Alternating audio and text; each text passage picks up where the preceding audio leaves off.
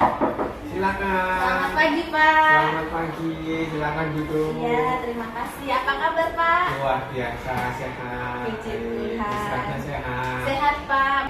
Jadi begini, Pak, hari ini maaf mengganggu waktunya sebentar. Saya ingin mewawancarai Bapak terkait bagaimana Bapak menjalankan tugas Bapak sebagai kepala sekolah di sini dalam mengambil keputusan yang sudah dilaksanakan di sekolah ini.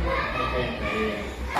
Untuk pertanyaan pertama ya Pak, selama ini bagaimana Bapak dapat mengidentifikasi kasus-kasus yang merupakan dilema etika atau bujukan moral?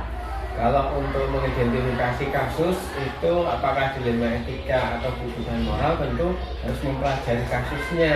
Kasusnya dipelajari terlebih dahulu, kemudian apakah itu nanti membandingkan, setelah dipelajari membandingkan apakah itu kasusnya itu tentang dilema etika atau bujukan moral dengan cara membandingkan kalau saya ngambil ini apakah benar atau salah atau seperti apa keuntungannya, apa kerugiannya, kemudian kalau ngambil keputusan ini apa keuntungannya, apa kerugiannya, apakah merugikan orang lain atau tidak. Nah itu kan termasuk dilema etika atau tidak gitu.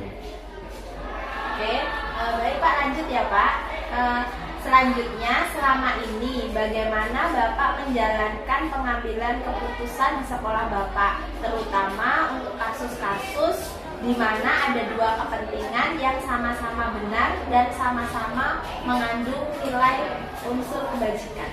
Ya, kalau untuk kasus-kasus yang memang susah ditangani ya, karena itu mengandung sama-sama benar dan mengandung ini, tentu yang pertama harus diutamakan adalah kalau sekolah itu kan keberpihakan terhadap peserta didik.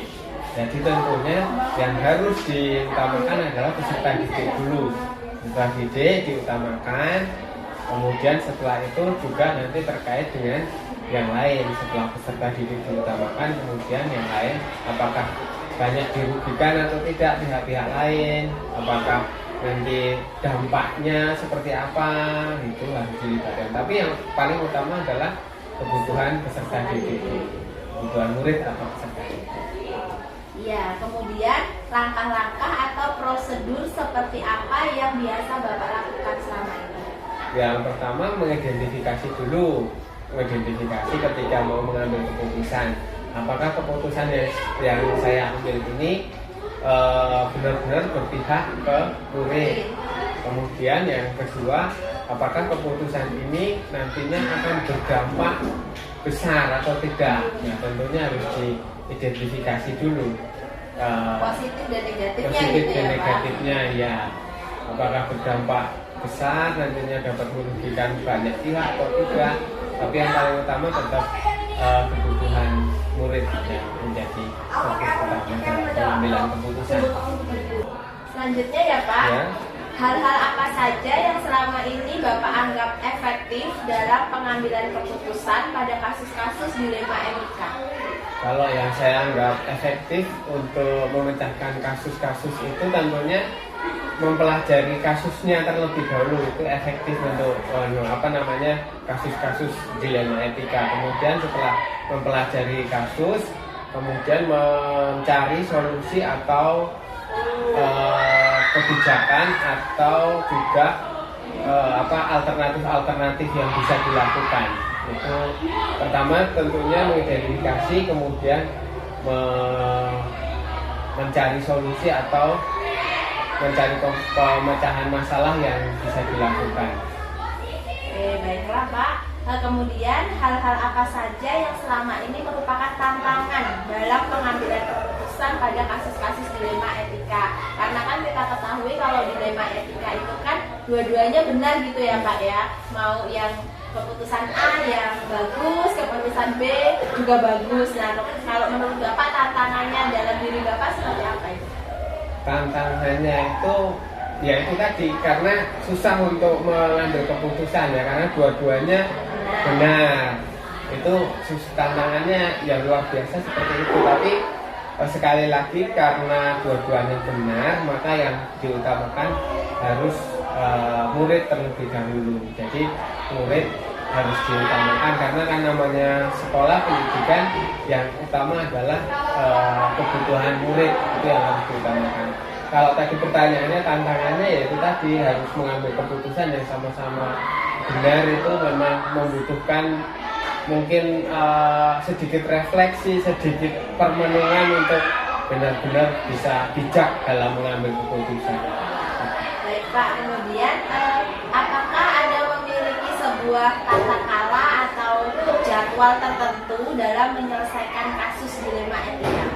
Ada jadwalnya atau gimana?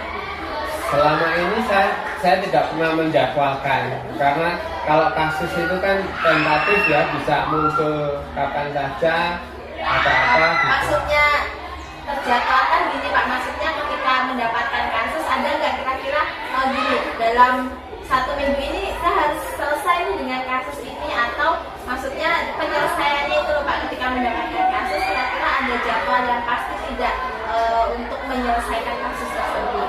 Oh, kalau jadwal itu saya biasanya nggak ada, tapi kalau target ada. Nah, maksudnya itu kan. Nah, kalau target saya biasanya menargetkan, oh ini harus selesai, karena kalau nggak segera diselesaikan akan berdampak. Maka harus selesai dalam 1 hari atau 2 hari atau 3 hari. Nah, nanti kalau misalnya tidak selesai baru ngatur target berikutnya.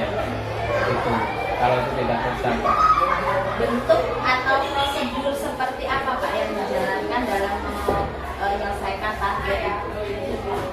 Prosedurnya saya harus mempelajari dulu atau melihat kasusnya dulu. Kalau ini urgent harus segera diselesaikan, berarti saya menargetkan atau menjadwalkan sesegera mungkin harus selesai. Misalnya kalau kasusnya itu kalau tidak diselesaikan nanti akan berdampak luas, akan menyebar. Berarti kan urgent harus segera diselesaikan.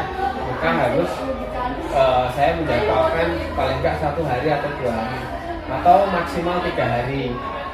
Baik Pak. Kemudian adakah seseorang atau faktor-faktor apa yang selama ini mempermudah atau membantu Anda dalam pengambilan keputusan dalam kasus-kasus dilema etika yang membantu?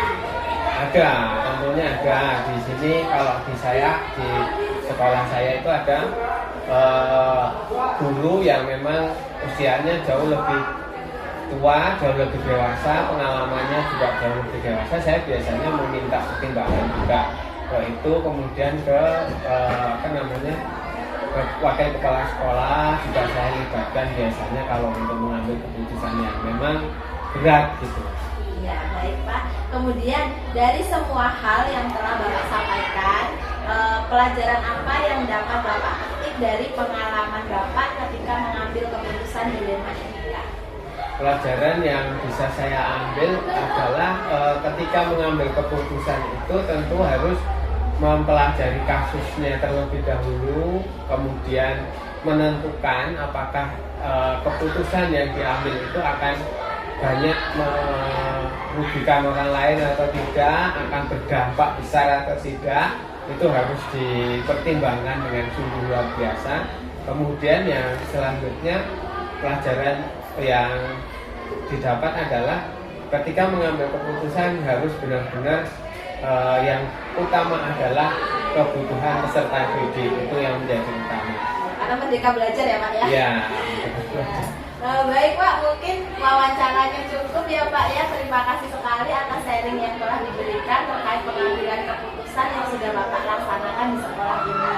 Pokoknya saya sangat berterima kasih atas waktu yang disediakan ya Pak ya. Oke, terima kasih, semoga sukses. Ya, kalau gitu saya pamit ya Pak. Silakan. Selamat pagi. Selamat pagi.